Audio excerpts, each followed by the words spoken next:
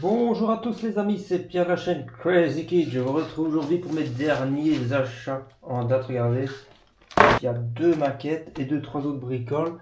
C'est parti pour une petite revue de ces derniers achats là.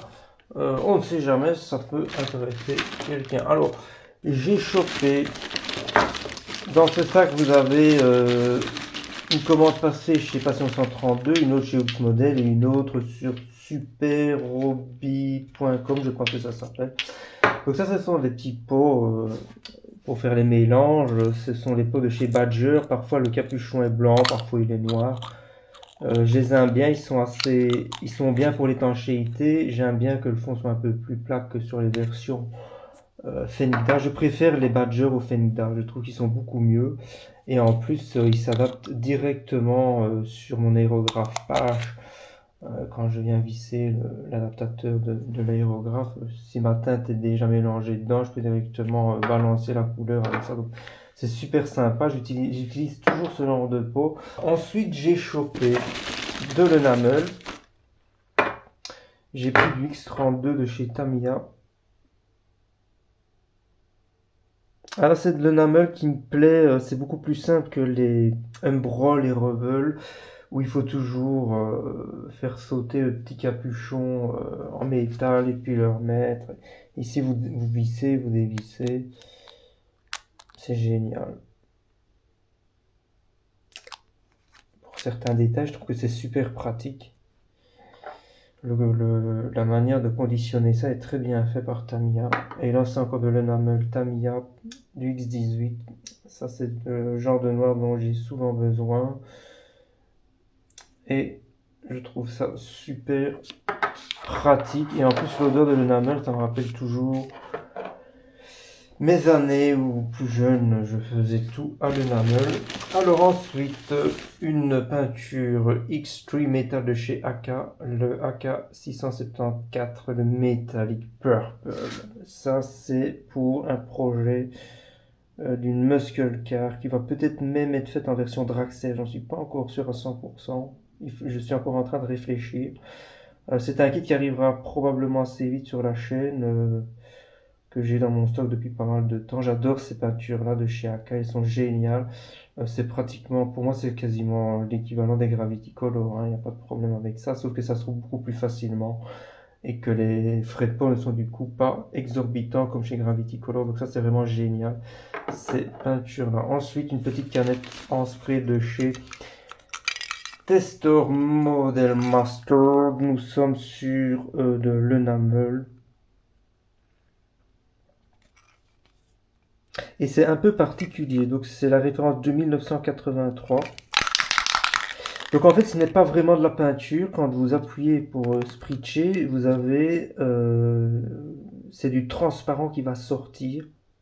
Mais c'est du transparent qui est chargé en micro-paillettes de toutes les couleurs, des micro-paillettes brillantes.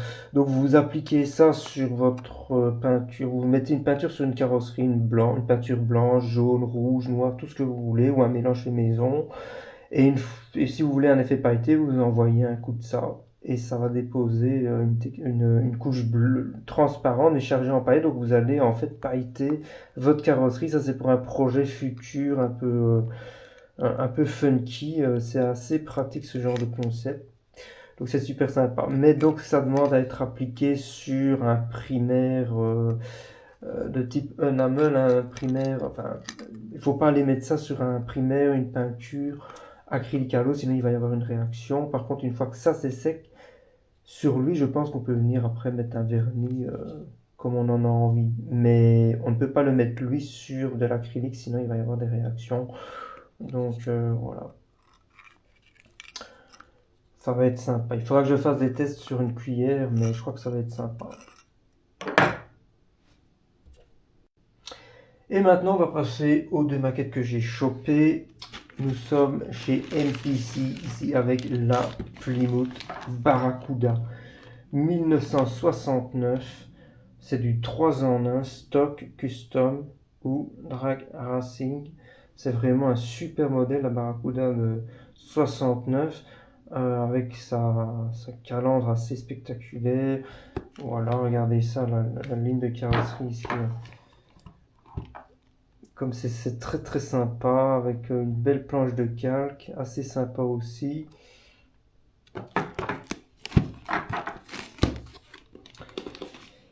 Et puis voilà, plein d'options géniales, hein. On a un bon gros bloc, un V8 383. On a des options au niveau des jantes. Et puis vous voyez, on peut vraiment faire ça en version drag.